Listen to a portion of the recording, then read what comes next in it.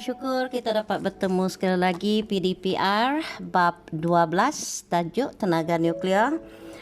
Di tingkatan 3 anda telah pun belajar berkaitan dengan nuklear, bagaimanakah cahaya ataupun cahaya mengion. Kita dah belajar. Kita juga telah mengkaji beberapa sinar sinar daripada tenaga radioaktif, dan kita ada belajar tentang isotop itu di tingkatan 3. Dan di tingkatan 4 kita teruskan dengan tajuk tenaga nuklear. Dalam bab ini ialah kita akan belajar apakah itu tenaga nuklear. So, tenaga nuklear merujuk kepada apa? Sejenis tenaga yang terhasil dari tindak balas atom atau nukleusnya.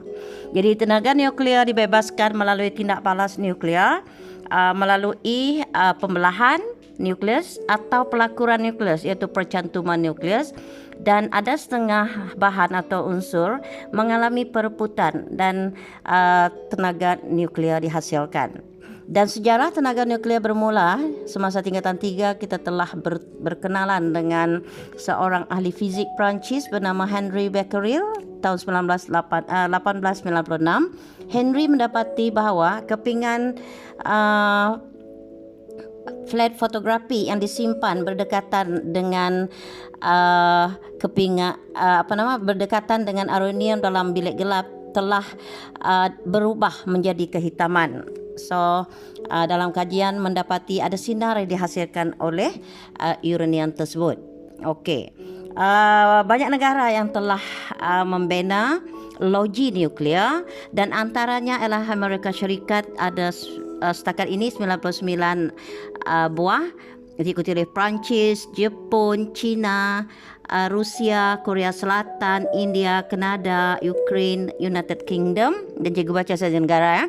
Dan selain daripada itu ialah Sweden, Spanyol, Belgium, Jerman, Republik Czech, kemudian ada Switzerland, Pakistan, Finland, Hungary, kemudian tak nampak Slovakia, kemudian Argentina, Meksiko, Bulgaria, dan ada lagi beberapa buah. Tapi yang mengungguli daripada negara yang paling banyak loji nuklear ialah Amerika Syarikat, Perancis, Jepun, China, Rusia, kemudian Korea Selatan, kemudian India, ada di Kanada 19.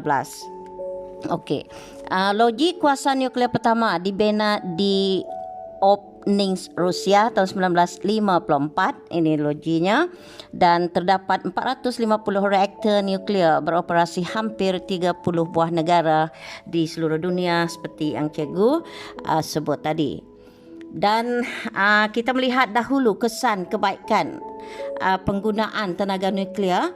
Kebaikan pertama ialah penggunaan yang meluas dalam bidang perindustrian, pertanian, perubatan, ekologi dan juga penerokaan angkasa sebagai sumber tenaga alternatif menggantikan bahan api fosil. Ia juga sebagai sumber tenaga mengoperasikan satelit selama beberapa tahun.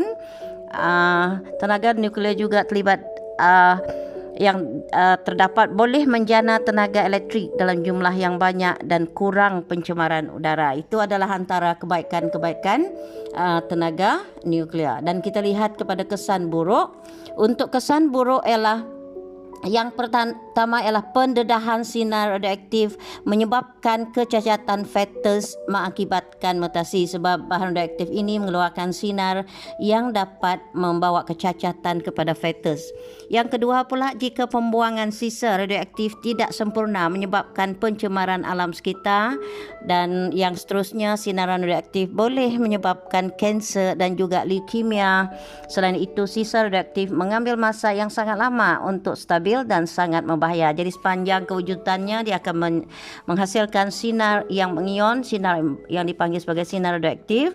Kemudian sisa radioaktif mencemarkan punca air yang seterusnya dipindahkan ke tumbuhan dan haiwan akuatik melalui rantai makanan. Sebab sisa radioaktif ini dia akan kekal dalam rantaian makanan. Okey, itu keburukan dia.